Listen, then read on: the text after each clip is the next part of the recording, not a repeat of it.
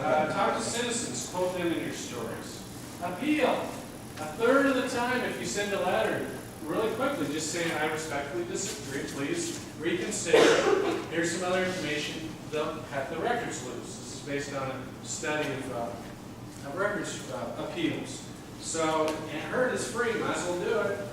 And you can use psychological strategies, soft tactics. In your handouts, from pages 26 through 29, I include lots of psychological strategies.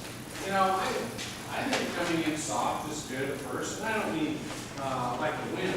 I mean, you know, trying to achieve a solution that works for everybody.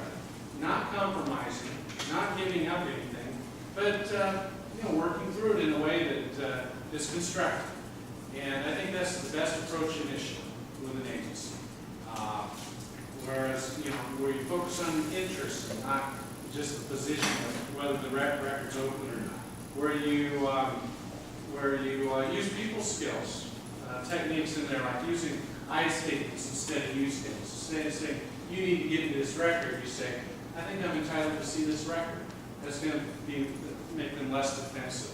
Little tips and tricks like that all throughout your handouts that I think are useful. Using negotiation jujitsu instead of just hitting right back when they hit, you dodge, and you come around and get what you need. So consider these negotiation tactics, which are well written about in getting to yes or getting past no. Go to the bookstores, and those are good approaches. Now sometimes they're not going to want to play ball.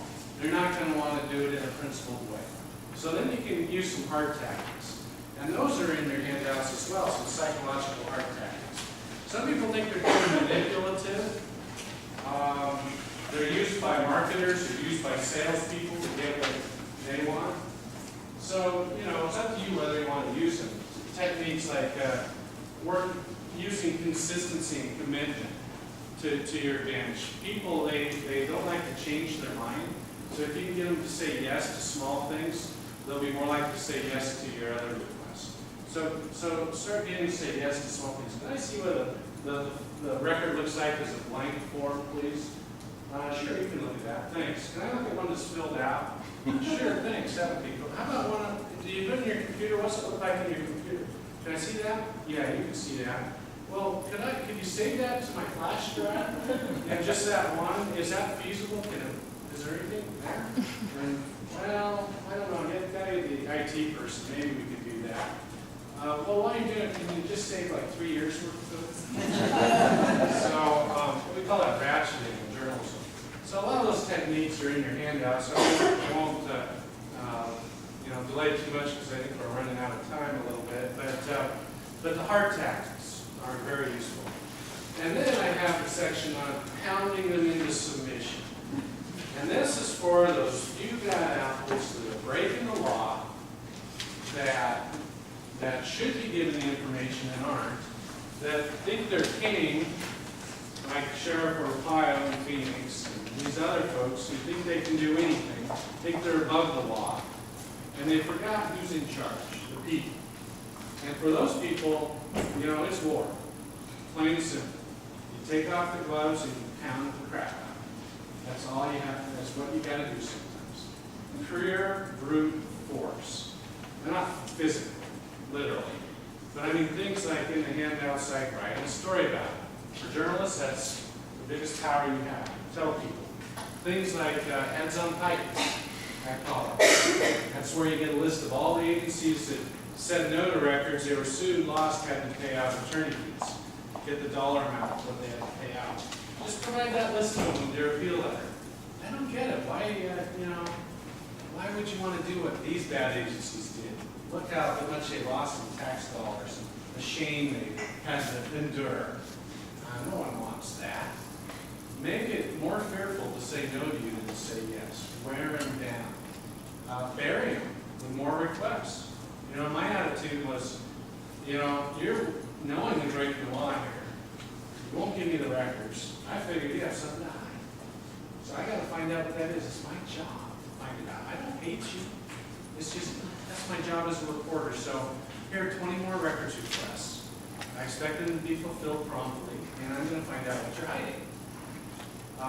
wear them down until they just roll over, expose their tender tummies, and allow you to get what you want. That's what you got to do.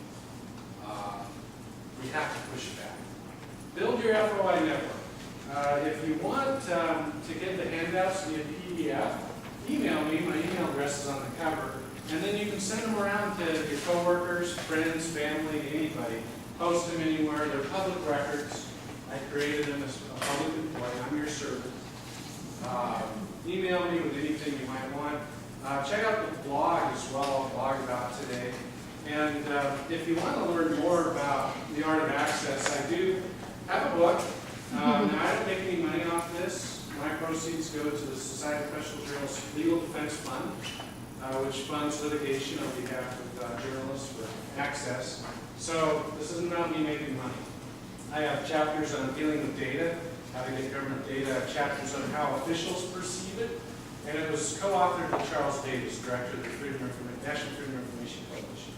And I interviewed more than 100 experts, all that stuff. If you want to learn more, there's information in the back. It's online for like $21.95 with shipping. I have some for $20 cash if you just want to pick one up for cash. Again, it's not about me making money. It's about spreading the gospel of FOI.